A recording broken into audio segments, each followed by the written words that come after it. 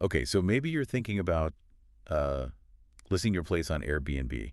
Always exciting. It is exciting. We actually, we just took a deep dive into this podcast called Airbnb Hacks. Oh, I've heard of that one. Yeah, have you? I have, yeah. This episode was called Airbnb Hacks, Getting Started with Airbnb. Okay, so like the basics. Yeah, just getting started. Yeah.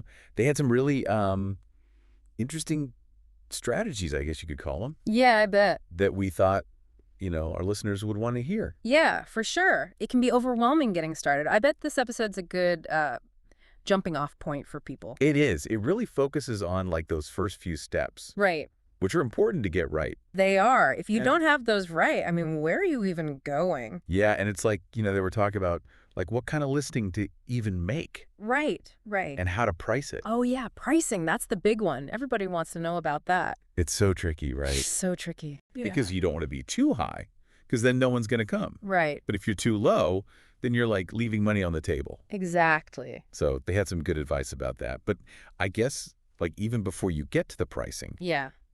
what I thought was interesting was like what kind of listing to make? Do you rent out your whole place Right. or do you just do a single room? Oh, yeah, or even part of a room. I've seen people list, like, a sleeping nook. Really? Oh, yeah. Wow. People get creative.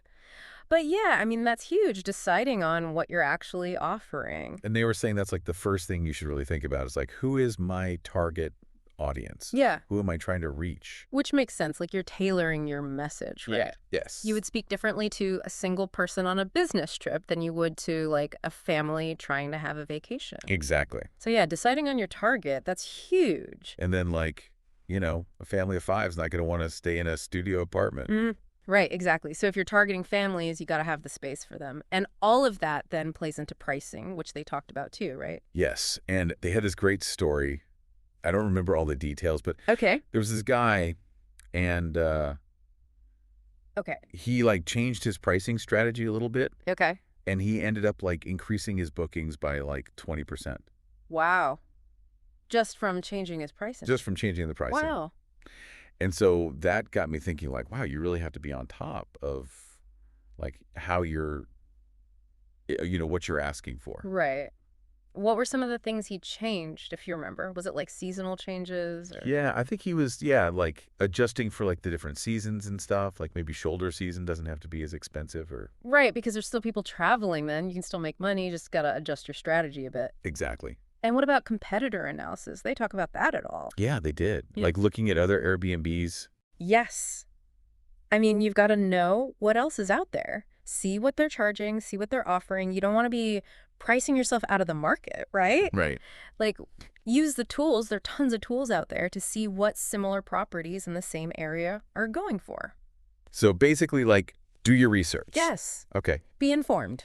So we've got the right listing type. We figured out pricing. We've researched other places. Okay, now comes the fun part. Yeah. Yeah. How do you actually make your listing stand out? Because you've got to stand out in that sea of listing. You do. And this is where the description part comes in, which I thought they had some really good insights on. Oh, I bet. Because it's not enough to just list like, I have this many beds and this many baths. And, Right, here's a coffee maker, yeah. Yeah. It's got to be more than that. Way more than that. Yeah. You have to sell the experience, Yes. which I love. Me too. Because I don't want to just stay somewhere. I want to feel something. Right. You're not just offering a place to sleep. It's a feeling. It's a vibe. Yes.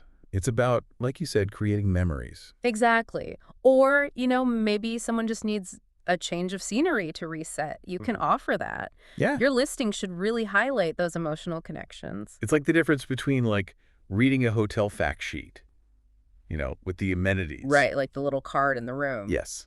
Versus like reading a travel magazine. Yes, you want them to feel like they're already there. Yes. Paint a picture with your words, but also be honest. All right, you have to be honest. Don't overpromise and underdeliver. Because then you're going to get bad reviews. Exactly. Okay, so much good stuff. I know. It's a lot to consider, but worth it. It is worth it.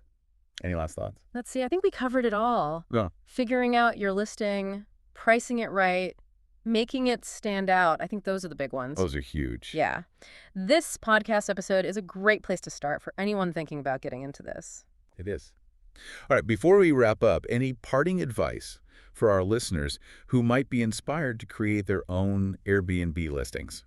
Think about what you would want as an Airbnb guest. Ooh, that's good. What would make you click book without hesitation? Oh, I love that. That's your starting point right Very there. awesome. Good advice. All right, everyone. Until next time, happy hosting. Happy hosting.